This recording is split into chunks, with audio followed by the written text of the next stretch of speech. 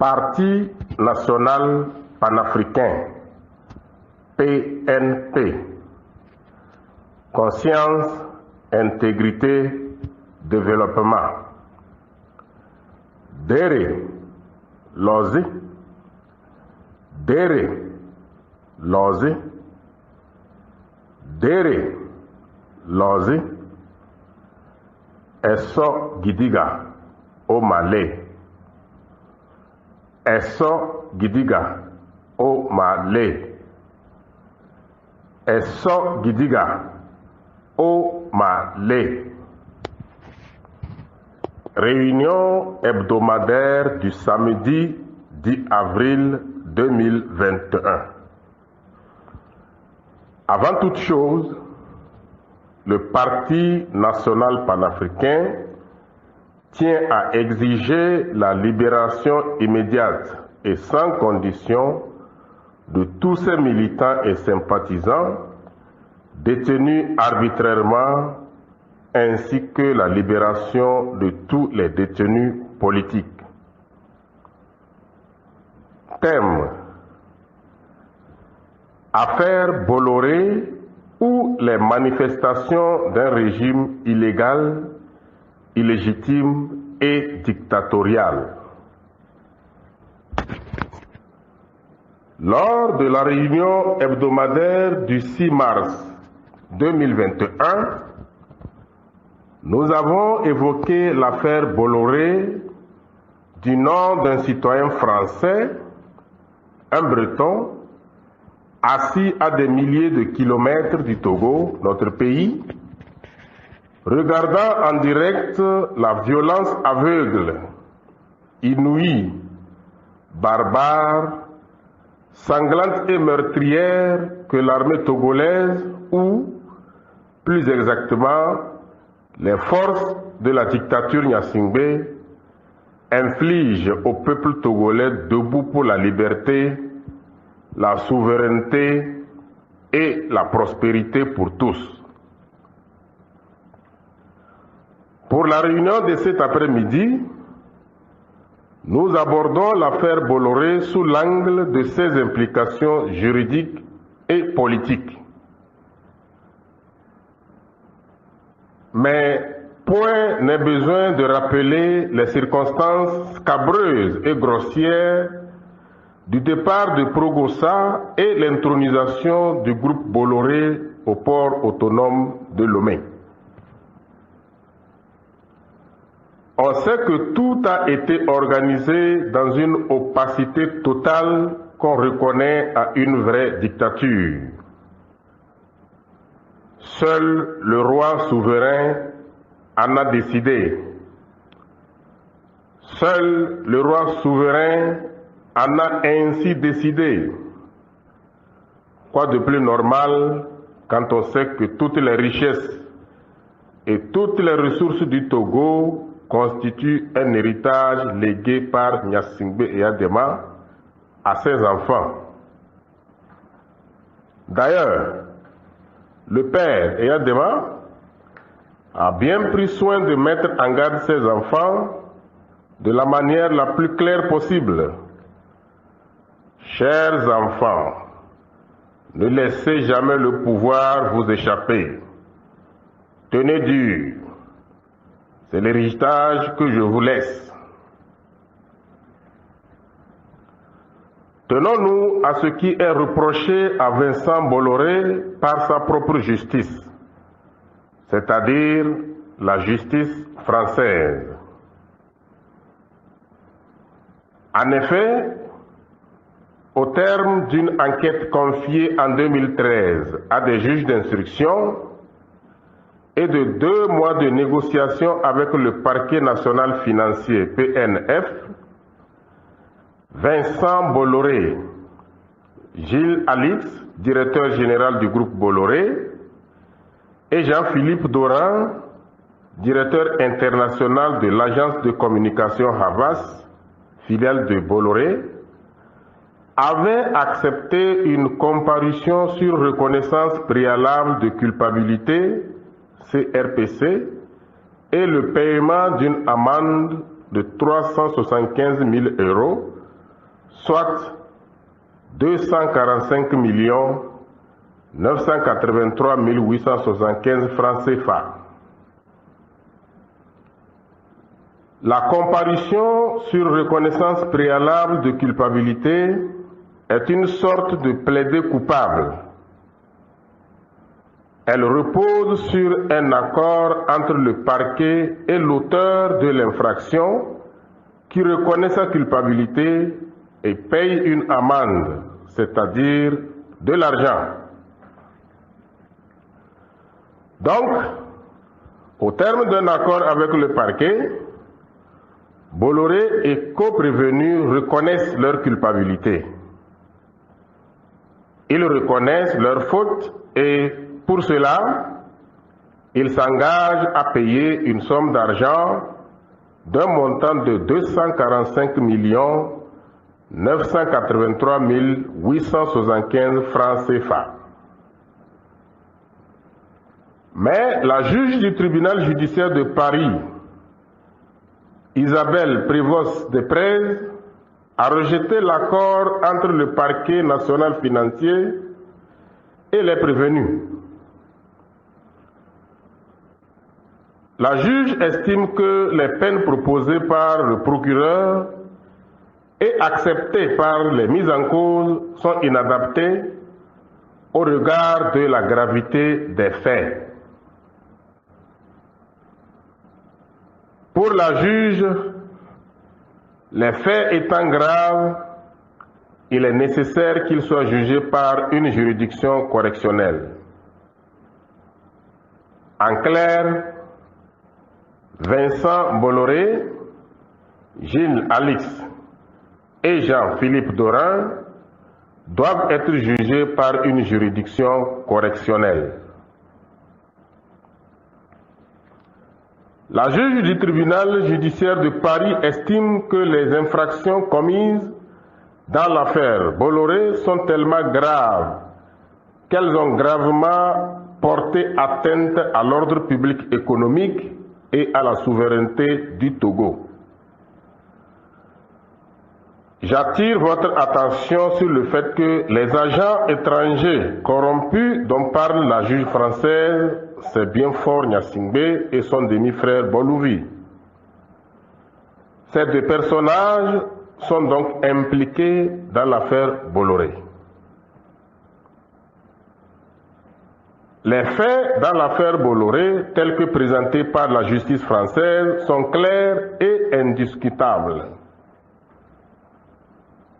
Faure Gnassingbé est corrompu par Vincent Bolloré en contrepartie de la concession du port autonome de Lomé à ce dernier. En clair, Vincent Bolloré apporte son appui à Faure Gnassingbé pour son maintien au pouvoir contre la volonté du peuple togolais. En contrepartie, Faure Gnassingbé donne le port autonome de Lomé à Vincent Bolloré. Voilà pour les faits vus de France. Sous un autre angle, on pourrait dire aussi que Vincent Bolloré est corrompu par Faure Gnassingbé en contrepartie du maintien de ce dernier au pouvoir contre la volonté du peuple togolais. En clair, Faure Gnassingbé donne le port autonome de Lomé à Vincent Bolloré. En contrepartie, Vincent Bolloré apporte son appui à Faure Gnassingbé pour son maintien au pouvoir contre la volonté du peuple togolais. Voilà les faits vus du Togo. Vu de France, Vincent Bolloré a corrompu Faure Gnassingbé. Donc, le corrupteur est Vincent Bolloré. Le corrompu est Faure Gnassingbé. Vu du Togo, Faure Gnassingbé a corrompu Vincent Bolloré. Donc, le corrupteur est Faure Gnassingbé. Le corrompu est Vincent Bolloré.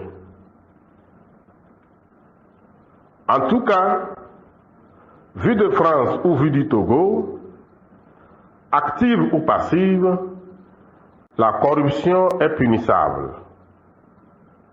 Donc, comme on dit, tous sont dedans. Les faits dans l'affaire Bolloré sont d'une rare gravité au point de porter atteinte à l'ordre public économique et à la souveraineté du Togo. C'est sérieux, très sérieux. Mais encore faut-il qu'on soit dans un État digne de ce nom, dans un État démocratique. Cette affaire renforce, s'il en est encore besoin, le fait depuis longtemps établi qu'au Togo, nous vivons sous un régime illégal, illégitime, dans une dictature. Il est même difficile d'affirmer qu'il y a un État. L'autre a raison de parler de théâtralisation de l'État. Prenons l'hypothèse d'un État normal, une république, un État démocratique dans lequel règne un pouvoir légal et légitime. Dans un pays où les gouvernants, notamment le président de la République et les députés à l'Assemblée nationale, sont élus par le peuple, voici ce qui allait se passer suite à l'affaire Bolloré.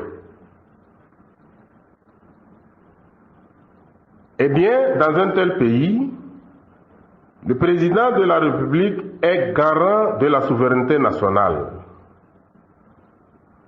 En participant activement et personnellement aux actes qui portent atteinte à cette même souveraineté dont il est garant, le président de la République commet un crime de haute trahison vis-à-vis du peuple. Il est donc passible devant la haute cour de justice conformément à la Constitution. Vous savez que le Togo n'est république que de nom. Vous savez qu'au Togo, le président n'est pas élu. Vous savez aussi que la Constitution est la parole du souverain Faure Gnassingbé. À travers la Constitution actuelle, c'est Faure qui parle, et non le peuple togolais. Nous avons été suffisamment clairs à ce sujet au cours d'une réunion hebdomadaire passée. Et comme nous ne parlons pas de la constitution personnelle, toute cousue pour Faure, il est inutile de mentionner la haute cour de justice qu'elle prévoit en son article 127, alinéa 1er, comme la seule juridiction compétente pour connaître des infractions commises par le président de la République, y compris les crimes de haute trahison. De plus, il est inutile et sans intérêt de préciser que si, par l'article 126, la Constitution tripatouillée a bel et bien institué la Haute Cour de justice, la loi organique devant fixer les règles de fonctionnement de cette Cour et la procédure suivie devant elle n'est jamais adoptée. Et pour cause, il faut garantir l'impunité au sommet de l'État, si l'État y a. Alors passons. Revenons à l'hypothèse d'un État, d'une république démocratique dans laquelle les gouvernants sont librement élus par le peuple qui a le choix de la manière dont il est gouverné. Nous sommes dans un contexte de gouvernance légitime où les gouvernants librement élus exercent légalement le pouvoir dans l'intérêt général et sous le contrôle du peuple souverain. Dans un tel pays, le fait pour le président de la République de se faire corrompre en contrepartie de la concession d'un port et des avantages fiscaux à un groupe, quel qu'il soit, est une atteinte grave à l'ordre public économique et à la souveraineté nationale. Le crime de haute trahison, bien caractérisé, comporte des conséquences politiques. La première conséquence politique à laquelle il faut s'attendre, en toute logique, est la démission du président de la République. Ensuite, le président de la République doit répondre de ses actes devant la haute cour de justice. Attention, on ne parle pas de démission dans un pays où le président n'est pas élu. C'est le cas dans notre pays, le Togo. C'est la raison pour laquelle, conforme à la logique, le Parti national panafricain, PNP, ne parle pas de démission de Faure Gnassingbé.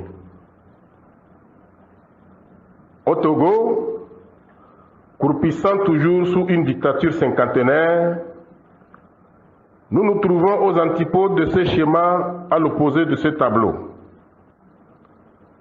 Pour y arriver, la tâche est incontournable.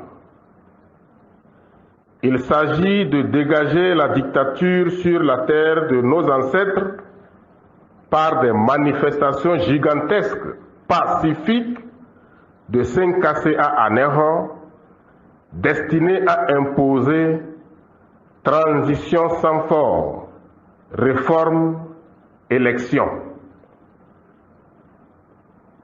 Binjege binje, Danawe ge Danawe. Je vous remercie pour votre attention.